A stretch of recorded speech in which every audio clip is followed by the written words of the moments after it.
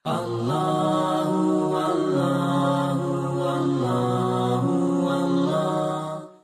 ada makna yang berbeza. Redha maksudnya kita menerima.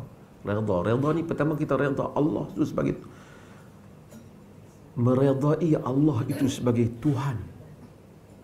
Ada orang dia kadang-kadang oleh kerana gambaran Allah itu di sisi dia tak betul, dia macam rasa macam tak apa-apa hati dengan Tuhan ni. Dia tak sebut tapi dalam diri dia ada. So maknanya kalau perkataan redha tu khusus untuk Allah ya? Kita redha dengan Allah. Sebab tu sahabat tu disebut radhiyallahu anhum wa radu'an. Allah redha pada mereka, mereka redha. Redha pada Allah, redha juga kepada takdir dia. Takdir dia, apa yang berlaku. Sebab apa kita mungkin rasa tak puas hati? Kenapa dia rezeki lebih pada aku? Sebab apa? Sebab mata kita memandang dunia saja. Kerana kita tak faham, tidak ada benda yang kita kurang dan cacat dan duka cita dan tidak rasa kesakitan di dunia, melainkan diganti balasannya, kurnianya di akhirat yang lebih baik. Cerita hidup kita ni tak ada siapa boleh kata dia, saya bukan seorang yang berjaya, sehingga duduk di dunia ni saya tak boleh kata saya berjaya. Juga tuan-tuan, orang yang berjaya ialah orang yang berjaya mati dan diterima Allah ke syurganya berjaya. Dalam hidup ni nak jadikan kita redha sakit bukan senang. Cerita ceramah ni boleh ya. Orang panggil ceramah, bagi tiket terbang, pergi hotel, cakap pandai ya. Kan?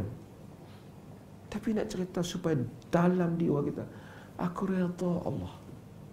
Sehingga sebab tu apabila manusia sampai pada suatu peringkat, dia tak cerita tentang dia tahu Allah, dia merindui Tuhan. Sebab tu nikmat yang besar dalam syurga itu nikmat melihat wajah Allah.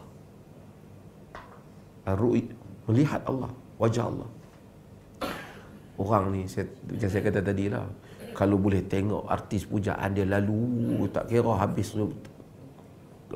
langkah kepala orang nak selfie. Kan? Tuhan yang kita sembah dan abdi dan puja, kita melihatnya. Sebab tu redha. Tu sahabat tu radhiyallahu anhum wa radu'an. Ahli syurga tu radhiyallahu anhum wa radu'an. Allah redha pada mereka. Sahabat radhiyallahu anhu, Allah redha kepada mereka. Okey. Syukur, kita syukur dengan apa yang dia bagi pada kita. Tapi kita puji Allah. Kadang-kadang kita puji tak semesti alhamdulillahirabbil alamin. Kita puji dia. Dalam apa keadaan kita puji dia? Mungkin pada zahir kita kurang pada orang lain. Mungkin pada zahir kita dizalimi oleh orang lain. Tapi Allah tak pernah zalim kita. Hamba-hamba yang menzalimi kita. Tapi manusia ni, kalau dia hanya melihat pada dunia ni satu kekecewaan. Betapa banyak orang yang bekerja baik tak dapat markah yang baik. Bos dia tipu ke apa? Bos dia pilih kasih ke apa? Betapa banyak orang yang buat baik, dia tak dapat kedudukan yang baik. Betapa banyak orang yang jahat mendapat kedudukan yang baik pada sisi manusia, tapi tidak pada sisi Tuhan. Berapa? Mungkin dulu saudara-saudara tuan-tuan semua merasai macam baru saja masuk kerja, macam baru je pencen, senak-senak dah 10 tahun pencen. Dunia berjalan. Kalau kita menyedari hakikat kehidupan, kita tak meraihkan hari jadi pun. Kerana hari jadi itu hari kembali kita nak menuju kepada kematian. Melainkan jika kita merindui kematian. Kenapa kita merinduinya? Kerana kita rasa kita akan dapat apa yang kita tak dapat di dunia ini. Maka apabila kita memahami kehidupan dunia ini hanya sedikit, kehidupan hakikatnya pada akhirat, kita akan redha dengan apa yang Allah bagi pada kita. Kita akan syukur kepadanya. Syukur di atas apa yang dia kurniakan kepada kita.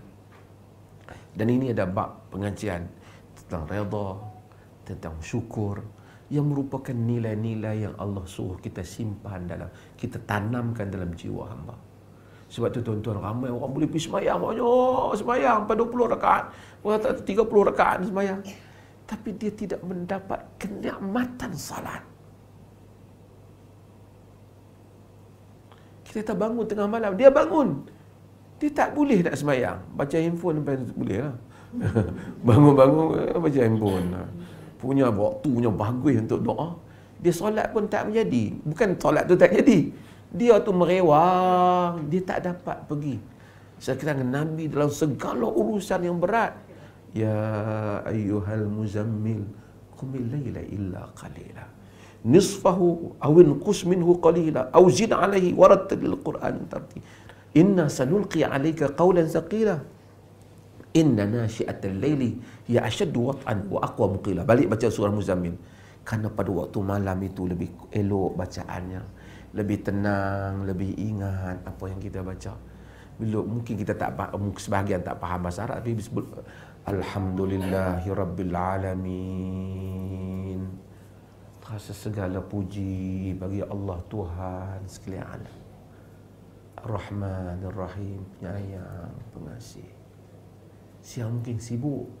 Innalaka fin nahari sabhan tawila. Tuhan kata, kamu waktu siang sibuk. Allah kata kat Nabi, malam kamu doa, malam kamu salat. Sebab itu kekuatan dalam kehidupan ni. Salat malam, tuan-tuan, salat malam. Semua petua apa pun tuan-tuan, ni Allah petuakan, baca Quran sebanyak mungkin ayat. Tuhan akan cerita salat malam. Wa minal laili fasjud lahu. Pada waktu malam sujudkan dia. Dia suruh. Pasal dia tahu, aku cipta kau perlu yang ini. Sebab itu bila orang yang solat malam, kehidupan dia tenang, pendirian dia jelas, jalan hidupnya, cara ia berfikir, dan bergantung. Manusia ni kalau bergantung pada orang, lekeh kita tengok. Tuan-tuan, kita jangan bergantung kat orang. Kita jadi lekeh. Kadang-kadang kita jadi, orang kata tak smart. Itu pada mata manusia nampak lekeh dia ni. Nampak sangat kata dia ni mengampu dia. Tapi manusia bila bergantung pada Allah, haibah dia. Ihsan. Nabi kata anta'budallah ka'annaka tarahu fa in lam takun tarah fa innahu yarak. Kamu abdikan diri kepada Allah seakan-akan kamu melihatnya. Kalau kamu tak boleh lihat, dia melihat kamu. Pasal ini sukar. Sebab tu saya sebut Muhammad bin Munkadir. Muhammad bin Munkadir ni guru Imam Malik. Imam Malik kata kalau kami pergi kepada Muhammad bin Munkadir, kami rasa lekeh kami dibandingkan ibadat Muhammad bin Munkadir. Imam Malik bin Anas, imam la mazhab Malik, imam besar, imam ahli Madinah. Tapi kata Muhammad bin Munkadir, kafattu nafsi 40 sana hatta istaqat. Aku perang lawan diriku sendiri 40 tahun sehingga dia istiqamah. Supaya kita abdi diri pada Allah, macam kita dapat tengok Allah. Tapi kalau kita tak nampak pun, dia nampak. Kita semua tahu Allah nampak kita. Saya pun tahu, tapi saya solat kadang-kadang terbang juga. Kita tahu ini solat yang nak dibawa pada Allah. Macam tu juga. Tapi Allah pun tahu kita sibuk siang. Dia suruh kita solat malam. Masa tu kau akan fokus. Kita pun tahu sedekah Allah yang bagi pahala. Tapi kita duk fikir je, dia pun puji kita, ni orang puji kita. Kita tahu tolong benda ni dapat pahala Allah yang bagi. Tapi kita nak juga nama orang. Anta'budallah ka'annaka tarah. Kamu abdikan diri pada Allah seperti mana kamu nampak dia. Kalau kamu tak nampak dia, dia nampak kamu. Kita kalau duduk depan orang besar kan, duduk elok. Kan? Aku di majlis protokol ni nak bergerak mana tak boleh kata. Sebab bukan orang besar tu pun perasaan pun.